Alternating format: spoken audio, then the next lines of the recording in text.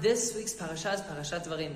There's something special about this parsha and about this Shabbat that it gets its own title.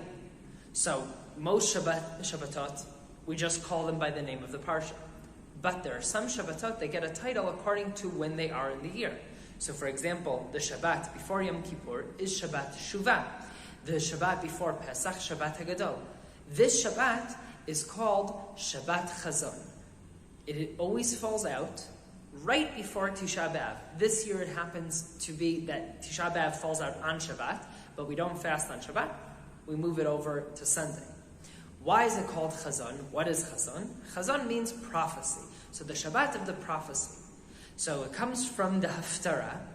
The Haftarah we read after we finish reading the Torah. We read from the books of prophet. We read this time from Yeshaya. So Chazon Yeshaya ben Amoz. And it is about the prophecy that the temple will be destroyed. Now, there's a story in the Gemara about a group of rabbis that were walking, and they can see the place of where the temple was shortly after it's destroyed. And they look at it, and they see a fox running through it. And they start crying. And Rabbi Akiva, who's with them, starts laughing. And they look at him and say, "Why are you laughing?" And he says, "Why are you crying?" And they tell him, they say, "This is our holiest place. The holiest place for us, that it says that anyone who is unworthy," which means anyone who really wasn't the high priest, the Kohen Gadol, will die if he goes in. And now we have this impure animal just running through it. Look what happened to our glorious temple. And they repeat the question and they say, "Why are you laughing?" And he says, "Because there is a prophecy that it will be rebuilt, and there is a prophecy that it will be destroyed. And now that I hear that it is destroyed, I see that it's destroyed, now I know the prophecy that it will be rebuilt will also indeed happen." Rabbi Akiva has a different outlook on life as opposed to the other rabbis around him. Rav Levi Yitzchak from Berditchev, the Berditchever, one of the great Hasidic masters of all time, was very, very much like that, always making sure to find the good in everything.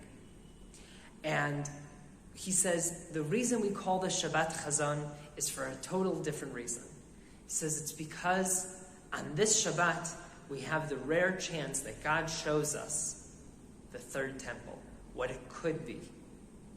And this year, when it's actually Tisha B'Av will eventually be a holiday. We get to sit and eat and celebrate on Tisha B'Av. Unfortunately, Mashiach can't come on Shabbat, and he can't come Motzei Shabbos, he can't come on Friday, so we know that this year we're going to be fasting. So then we sit and we cry and say, he didn't come this year. Next year we will celebrate it in Yerushalayim.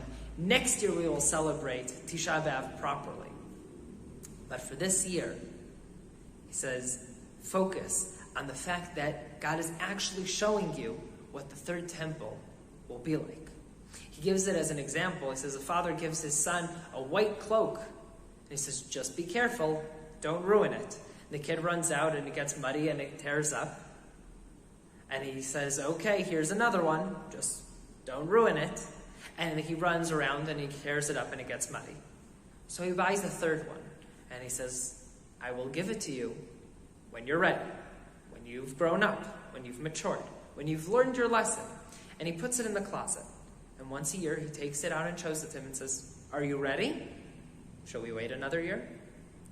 Rabbi Akiva and Rav Levi Yitzchak Berditchev both have that outlook on life, this positive outlook on, instead of focusing on the mourning aspect, that it has that aspect. And we should not forget the temple. It says, but just remember, we're just a few good acts away from Mashiach coming. We're just a step away from bringing the temple again, from rebuilding it, from bringing Mashiach, for being at the end of the days. And for that, we just need to keep on focusing on the positive. Shabbat Shalom, and Bezrat Hashem, next year, a Chag Sameach.